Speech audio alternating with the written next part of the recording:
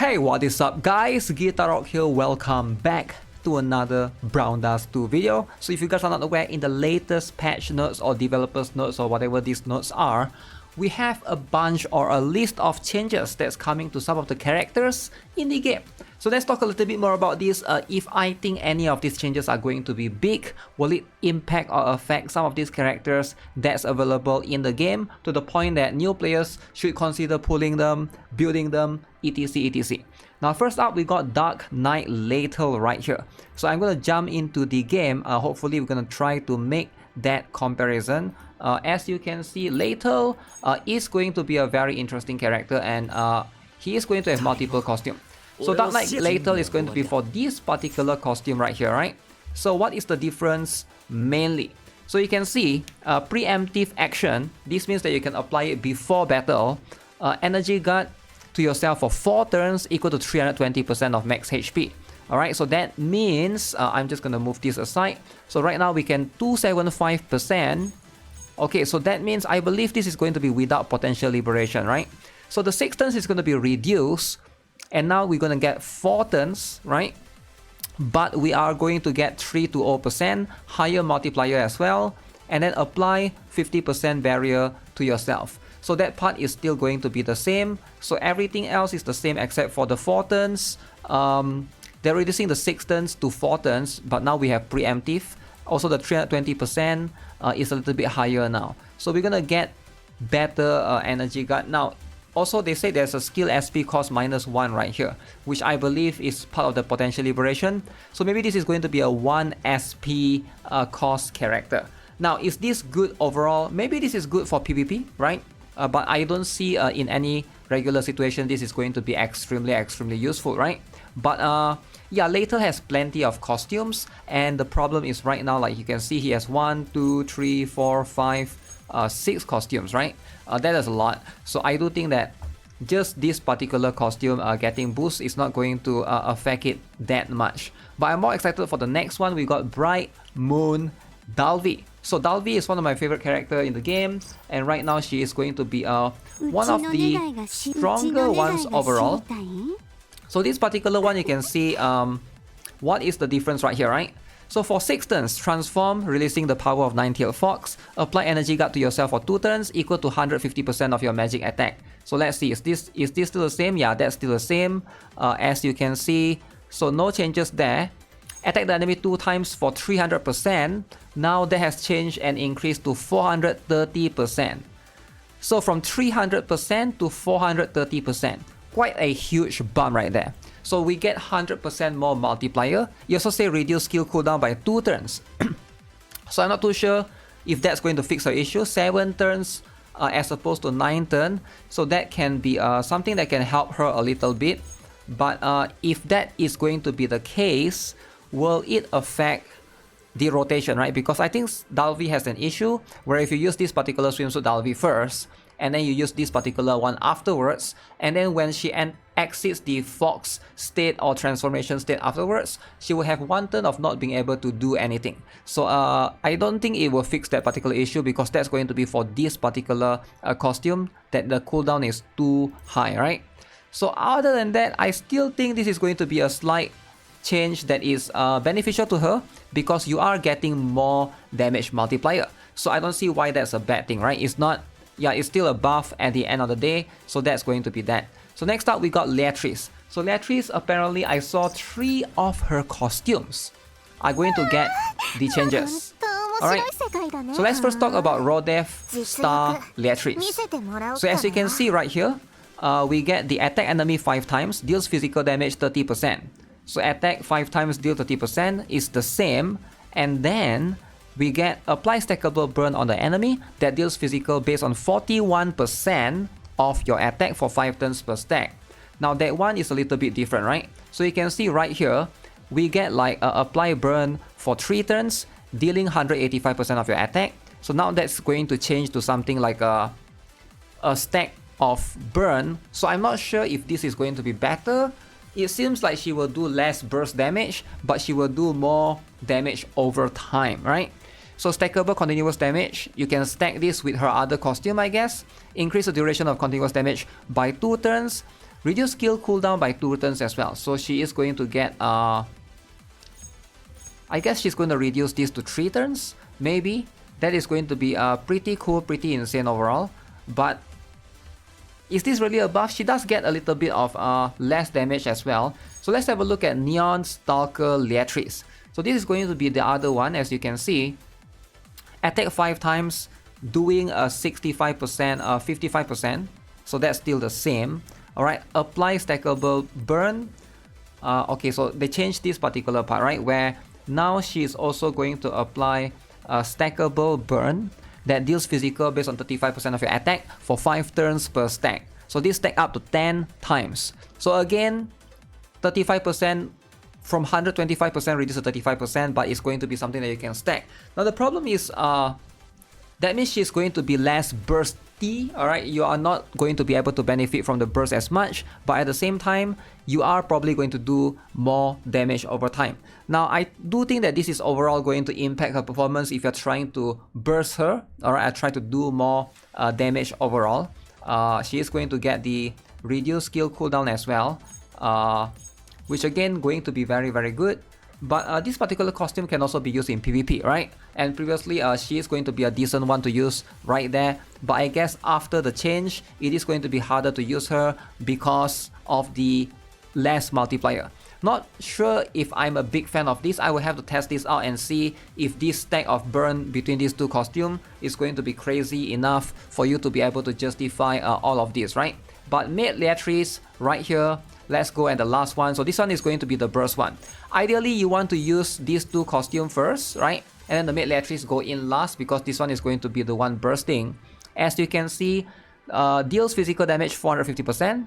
They will be buffing that, it seems like, to 550%. So we straight up get 100% multiplier boost. Again, very, very good. So this is for this particular costume. I like that. If the enemy has DOT, then 650% damage instead. So that is going to be increased to 850%. Okay. So from 300, where I'm trying to see. So for 450, we are increasing it to 550. And from 700% if the enemy has DOT, then we increase it to 850. So she's still overall going to do 100% more damage, alright? Or 150% more if the enemy has DOT. That is a lot of multiplier. That's going to make her an extremely insane monster and a beast. I do like that for her, but I'm not sure about the other two, right? The other two is going to be something that we'll have to test out as a whole. But overall, big changes for Liatris overall. All 3 costumes are affected. It is going to be a very interesting one. So next up, we got Elena going to be for the magic bow, which is this particular one, right? So what is the difference this time around? Oops. Let me just click on this. Now this one is going to be 165%. Okay, 3 times 165%. And apparently they are going to increase from 165 to 180%. So 15% more multiplier in terms of damage. Increase significantly damage coefficient or multiplier. Expanded range to 4 tiles. I have no idea what that means. 4 tiles triangle. So right now she has this tile. If she is going to hit triangle, does that mean she will have one more tile in front? Most likely that is going to be the case. But so it's not a cross tile, so it's just a triangle. So we'll have to see, alright, that's going to be something that's very, very interesting. We don't really have that particular image right there to compare. B-rank idol Elena is also getting boosted. As we can see right now, 175%. We are going to increase that to 235%. This is a lot of increase. So she's going to be much more competitive now compared to Luventia, because Luventia is like way better in terms of dark type, DPS, physical character, and they are both in that space, in that category, right? So I feel like Elena now has the ability to compete against Luventia, which I do appreciate, right? So we have more competition right now. So yeah, if you can use Elena, I don't think it's going to be that bad. She will also reduce her cooldown by 2 turns. So that means that's going to reduce from 5 turns to 2 turns. So we'll have to see how that is going to be. The reduced cooldown for that, I think that's going to be a very, very big change. Okay, so next up, so Elena, I think this is going to be very good, especially if you have both costumes. That is definitely a very, very good addition, right? So next up, we got the Shirazad. Now, Lapis Witch Shirazad is going to be this particular one, which everybody gets for free, right? You get at least one copy for free in chapter 2. Alright, I still remember, very, very iconic. So by default, we are hitting the enemy 3 times, doing 165%. Now we are getting buff. So now from 165%, we're getting 180%, 15% more. Alright, increased damage multiplier, expanded range to 4 tiles pierce. Now I'm not sure what that means. So right now we are 3 tiles like that. So does it mean we get 1 more tile further? If that's the case, very, very good. That's going to be quite similar to Yuri in that case, right? Or Yumi, I mean, right? The collab character. If that's going to be the case, slight multiplier right there. And then we got the Magic School Professor Shirazad. Oh, I like this one. We are increasing the number of hits. So now we attack the enemy 7 times as opposed to 5 times. I think this is going to be quite huge because we can now change our Shirazad to try to do some sort of like stack chain, right? If you're trying to do that, it's still the same of 50% and everything else is still the same. I think this is going to be very, very good. Yeah, this is going to be extremely helpful for sure. If you are lacking in Sylvia, I guess she's also going 7 times in a 3x3 tile. There's not many characters that can do 3x3 tile, right? We got Austin, which is also going to be very, very good. But most people don't want to build dude. So you got this particular costume that can help you to stack chain 7 times. Very, very cool. So that's going to help you a lot. Increasing the number of hit is going to be extremely beneficial. Next up, codename as Shirazad. This particular one. So what is the changes here? 3 times 170% is going to be increased to 3 times 185%. So we got 15% increased multiplier and also expanded the range to 4 tiles. So I'm not sure what that means. Right now we got like zigzag. Are we going to get another zigzag back? So like that. We gotta see what is the range. So we're gonna have 4 tiles as opposed to just the current 3 tiles. So this is going to be a very, or maybe we'll get 1 more tile at the right side. This is going to give Shirazad way more flexibility than she has before, and I am a big fan of that. Okay, next up, we got Rubia. Okay, I am so glad that Rubia is getting buffed, right? Now, the Thorn of Desert Rubia. They did buff Liatris. I think it's unfair to buff Liatris without buffing Rubia because Rubia competes with Liatris in that physical fire DPS slot right now, right? So to see that Rubia gets the buff as well is going to be very, very good. So what is the changes right here? Attack the enemy for 3 times 75% is still the same. Okay, so the next is the secondary effect, right? Apply burn to the enemy for 3 turns. That has changed to 7 turns, okay? Physical damage equal to 240%. So instead of the 3 turns, now we get 7 turns, and then physical damage from 165 to 240%, almost 100%, but not quite. It's like 90% increase, right? Very, very good in that particular case. So this costume is going to be able to do way more damage. The other one is going to be for this particular one, the Empress Rubia. As you can see, I don't have this max. Attack the enemy 6 times. Physical damage equal to 72% of your attack as opposed to 50%. So very, very slight increase, 22% increase. Reduce the enemy defense is still going to be there. That's very, very good. So it's just a small increase in multiplier. Okay, so only these 2 Rubia is getting increased. Too bad the maid Rubia is not gonna get any increase. But yeah, that's whatever, right? Next up, we got Desert Flower Sylvia. Alright, back to the water. This time we got the physical boom. Okay, so this one is going to be much more catered towards the counter, right? So for now, the counter is going to be 430%. So we are going to get increase for 4 turns counter, each counter equal to 660%. So from 430% to 660%. So way more counter damage. Now I don't think this costume is being used much compared to the other 2. If you're looking for Fiend Hunter, Guild Boss, trying to tackle hitting the bosses kind of situation. Now although it can still be used, but yeah, it's not going to be used as often. Apply 50% barrier to yourself, that's still going to be there. Alright, so again, very minimal one. So let's talk about Yuri. Okay, so now finally we got some very interesting one.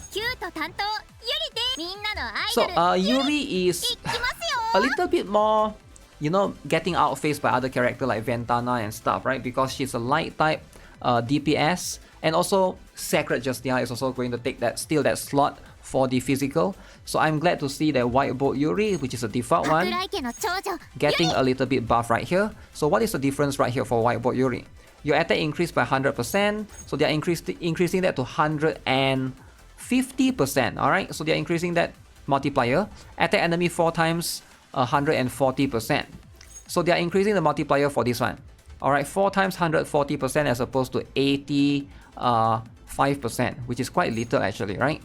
So we are still going to be able to remove the buffs, right? Increase attack enhancement coefficients. Okay, I'm a big fan of that. And the comeback idol Yuri, which is going to be this particular one as well. What is the difference here, right? Crit damage increased by 100%. Now that will be buffed to 150%. Alright, applies target avoidance to yourself. Okay, that's cool. And then deals damage equal to 700%. Now that's going to now increase to 820%. So we get increased crit damage boost. We also get like a little bit of a higher right there in terms of the 820%, way higher multiplier, right? So this is going to make it for a very strong character overall. So she is going to be a quite flexible character. You got this straight line horizontally, and then you got one more cross tile. Very cool in that particular case. So Yuri is going to be one of the few characters that I would say that buff is quite needed, I would say, right? To make her be able to be much more competitive in that light physical DPS space because of Sacred Justia, and of course also Ventana, right? And of course maybe sometimes Angelica as well, because she's also going to be there. Angelica did receive a little bit of buffs back then.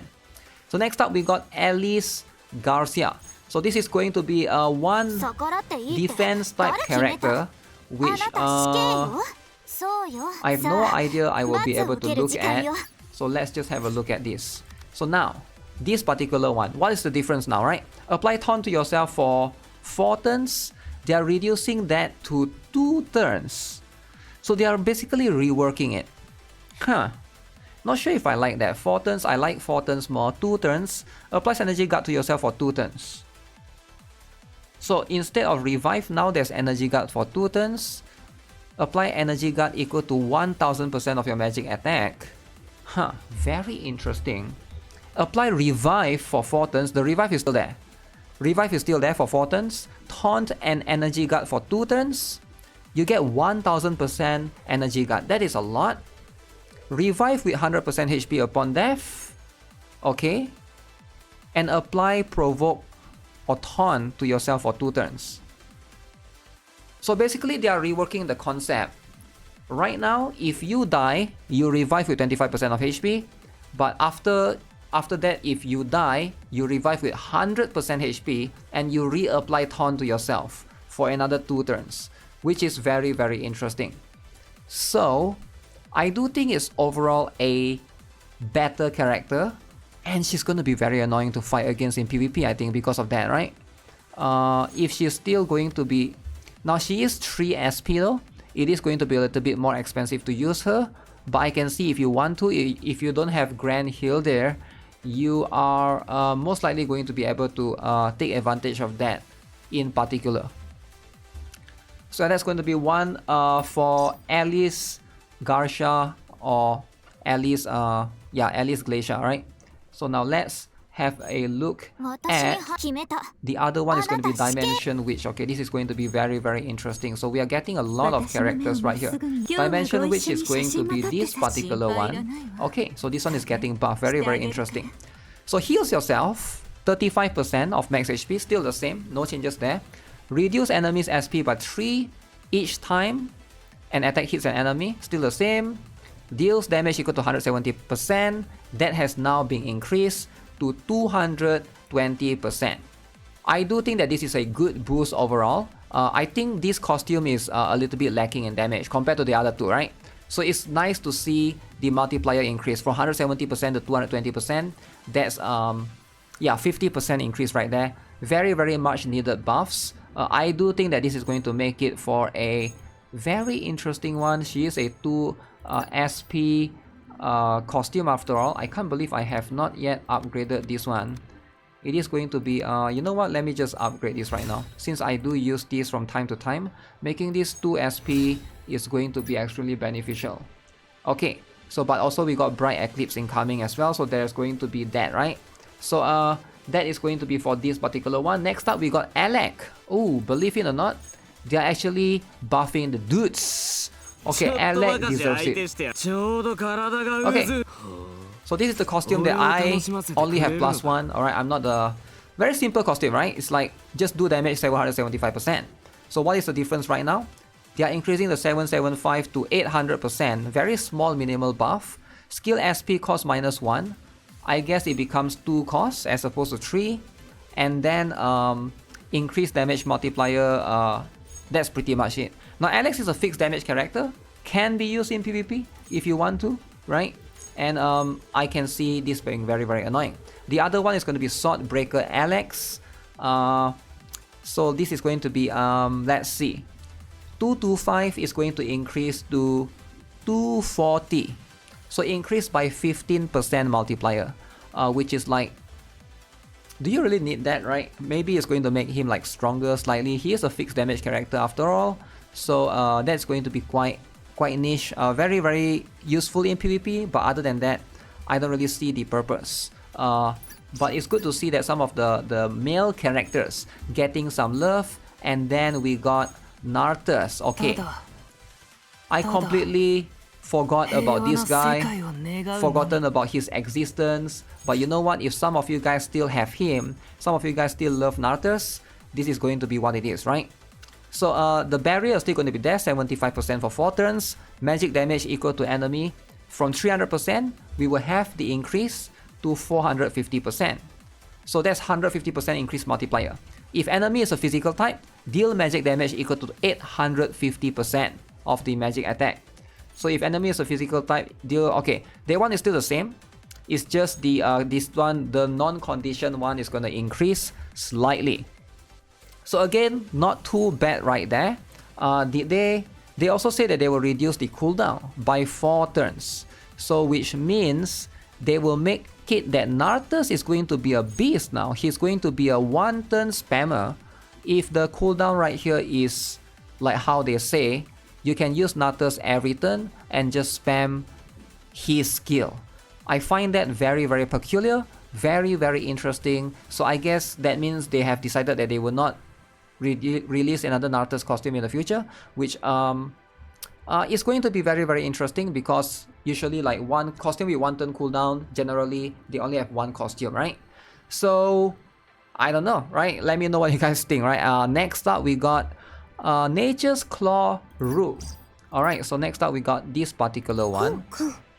So Nature's Claw Rule is going to be this particular costume right here. This one is decent, right? But I don't think it's going to be that crazy. For 2 turns, you have 75% chance to evade the enemy attacks, right? So you are going to be able to get that. Evasion is going to give you some stuff. Each successful evasion reduces the chance of evading future attacks by 5%. Attack the enemy 5 times, dealing physical damage equal to 16%. Now that is going to increase by 23% of max HP per hit. Not bad actually, right? So that multiplier is increasing. She is very, very strong if the boss have high HP, and especially in story campaign, some of you guys are struggling to fight what is the Apostle again? Apostle Nox, right? If you guys are struggling against Apostle Nox, the 2 best characters to deal with Apostle Nox is either Angelica or Rue right here, this particular costume.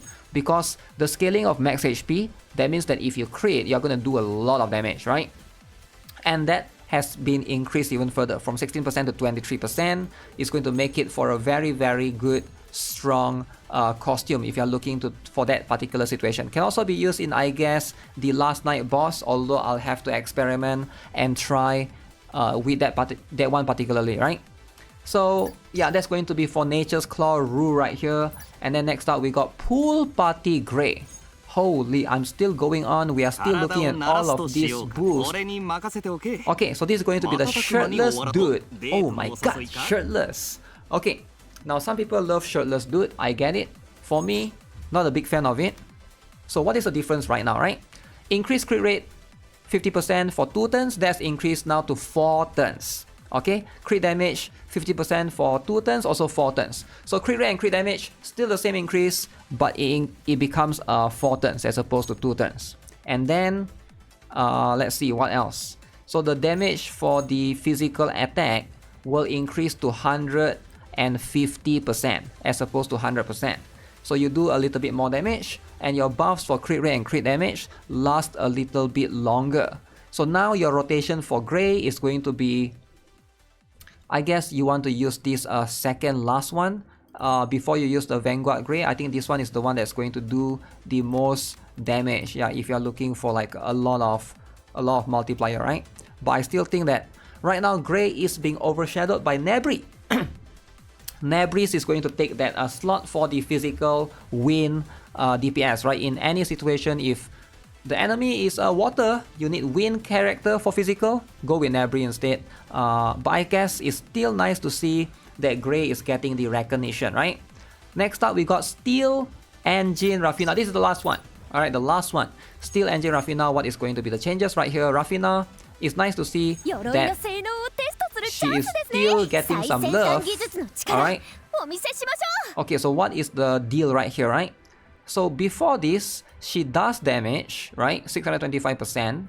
And then she removes the enemy's barrier and energy guard.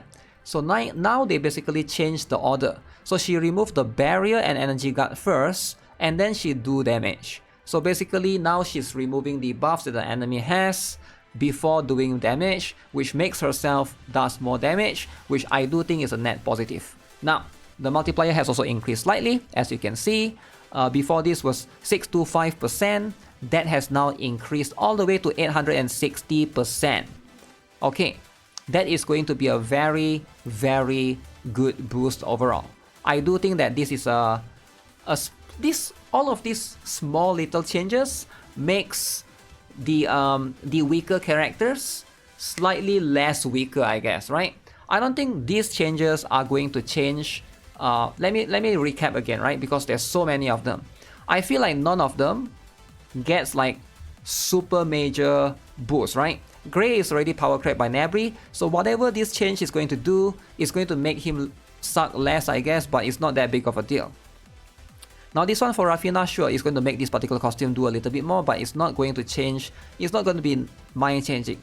Maybe the Nature's Claw roll, this one might be insane if you have this particular costume to try to tackle certain stage in campaign. I can see this particular one being good. That Natus one might actually be crazy, right? Because 850% if the enemy is a physical type, and you can now spam his skill because they say you're gonna reduce his cooldown by 4 turns. Again, it might make Natus really, really strong in that dark type, you know, like magic DPS kind of slot. Of course, we also have other characters like Eclipse right there, right? That is going to compete with Natus. I still feel like Eclipse, because Eclipse has way more costume.